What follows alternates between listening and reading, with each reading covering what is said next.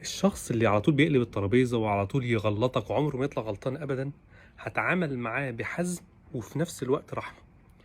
رحمة إن أنا أبقى عارف إن القسوة اللي بيتعامل بيها دي جاية من ضعفه مش من قوته، لأن يمكن من هو صغير ارتبط عنه فكرة إنه يغلط بإحساس الخزي وبالعار، فهو مش عايز يحس الأحاسيس الصعبة دي. فأنا مش غلطان، أنت اللي غلطان.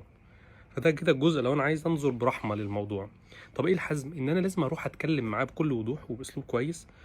ما اقولوش بقى انت غلطان وانت عملت، لا، هقول له انت بتحسسني ان انا قليل، انت بتحسسني ان انا بتوجع من الكلام بتاعك ده. اقعد اقول انا بحس بايه بصدق، اقول اللي انا حاسه، وبطلب منك ما تعملش معايا بالاسلوب ده.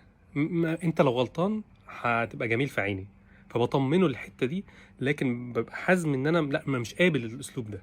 فمحتاج اتكلم معاه اكتر من مره، حتى بجزء انه بالرحمه، وحزم ان انا مش قابل ده تماما، وبحس بايه صعب، فبطلب منك ما تعملش معايا كده.